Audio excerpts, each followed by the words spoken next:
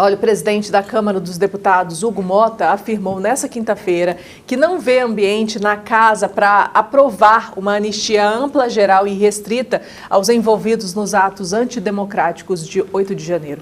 Mota defende um projeto alternativo que prevê revisão, de penas para quem não teve papel central nas invasões, permitindo possível progressão para regimes mais brandos. Segundo ele, não há clima para anistiar pessoas que planejaram ações violentas, como a Operação Punhal Verde e Amarelo, que incluía o assassinato de autoridades. O presidente da Câmara disse que pretende retomar discussões sobre esse projeto com Lula e o Supremo Tribunal Federal, destacando que o 8 de janeiro foi um episódio grave que precisa ficar registrado para não se repetir. Mota também criticou o deputado Eduardo Bolsonaro, que está nos Estados Unidos desde março, Ele considerou indefensável a postura de defender sanções americanas contra o Brasil, afirmando que interesses pessoais não podem se sobrepor ao interesse do país. Cairo Montello. Eu acho que a discussão do presidente Mota é extremamente válida. Se há indícios de práticas de crimes graves, como tentativa de homicídio de autoridades, de fato, precisa ser investigado, lembrando que respeitando o devido processo legal. Eu sei que muitas pessoas dos atos do 8 de janeiro entraram no Supremo Tribunal Federal. No Supremo Tribunal Federal existe um regimento de que crimes praticados dentro da instituição, o inquérito é aberto pela própria instituição. Então, isso precisa ser averiguado porque foge a uma regra ali do devido processo legal, lá da primeira instância, etc. Mas muitos talvez não entraram, e vale essa discussão. Mas mesmo que o processo corra no STF, o devido processo legal precisa ser respeitado. Agora, a discussão sobre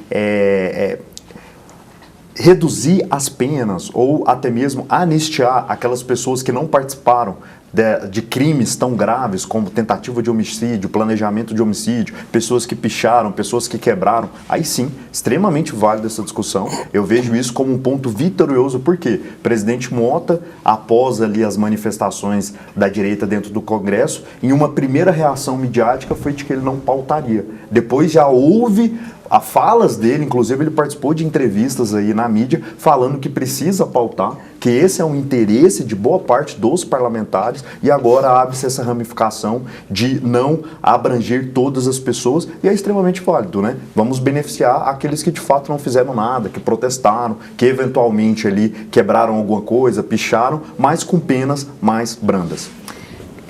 Cleiton, foi motivo da gente de uma conversa, um debate essa semana, inclusive, porque a gente traz rotineiramente histórias e eu acho que, inclusive, a gente tinha que fazer um balanço geral em relação a isso, de algumas pessoas que como tudo isso, as pessoas estão sendo julgadas e condenadas num todo, em grupos, acaba que muita gente está sendo injustiçada nesse processo. Por quê?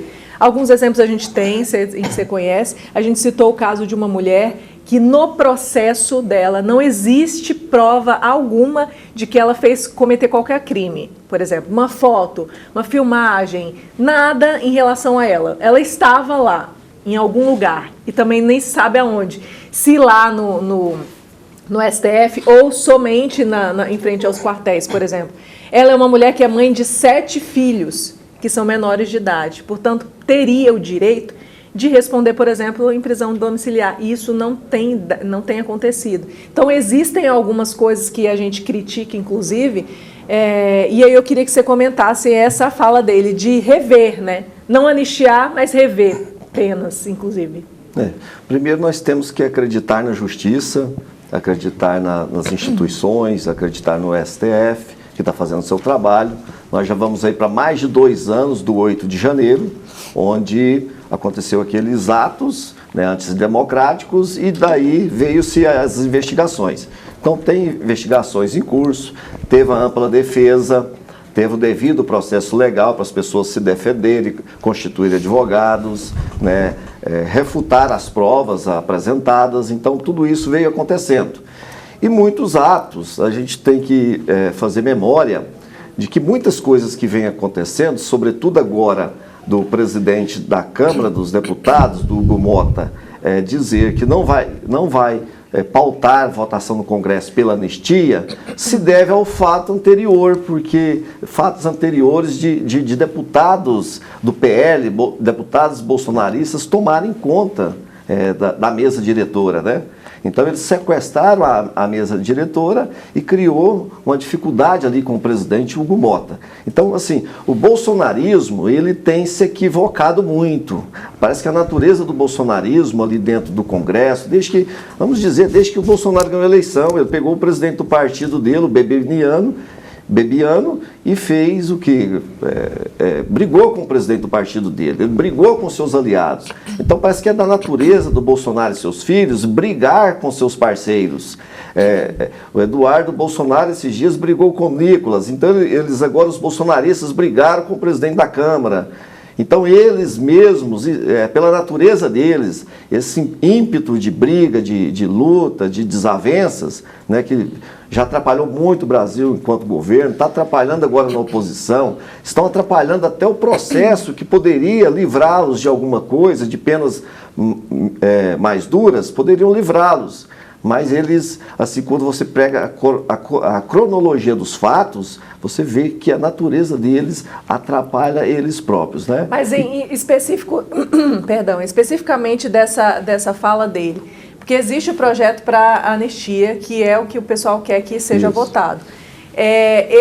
O que ele se posicionou não tem ambiente para isso, mas nós podemos discutir, rever penas, né? Rever inclusive a participação de algumas pessoas que se dizem não estarem lá, não terem praticado os crimes. Por exemplo, tem alguns advogados, aí o Caio pode até falar em relação a isso, que dizem que não tiveram acesso a processos, acesso a provas, acesso a inquérito. Então existem essas discussões. E eu acho que por isso que o presidente Hugo Mota falou que para discutir esse nível, né? Eu queria que você comentasse especificamente dessa fala dele. Mariana, só uma observação. O presidente disse que não há ambiente para pautar a anistia para quem planejou assassinato, tá?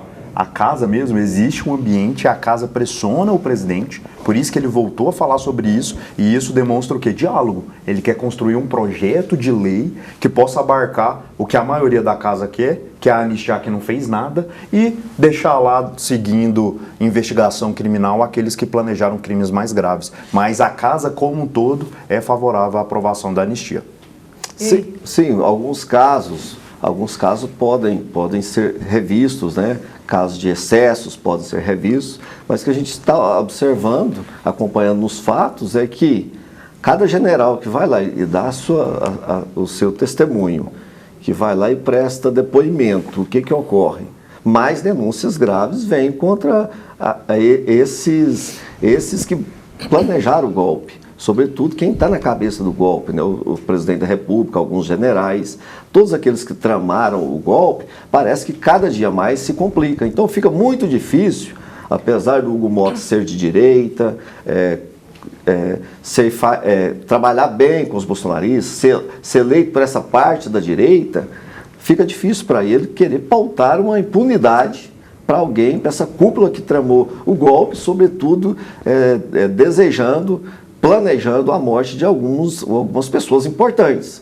Presidente da República, vice-presidente, presidente do STF e do TSE, que era Alexandre de Moraes à época, né? Então fica muito pesado, fica muito desonroso pelo cargo que ocupa o Hugo Mota nesse momento, pautar uma demanda dessa, que hoje a população, inclusive, como nos mostrou no início desse programa, que a população hoje quer o Bolsonaro preso. Vai falar sobre isso. Mas especificamente disso, até voltando só para a gente fechar, ele falou que para não colocar nessa discussão essas pessoas que planejaram essas mortes, né? Esses não iriam entrar nessa discussão, nessa revisão, né? Nessa suposta revisão.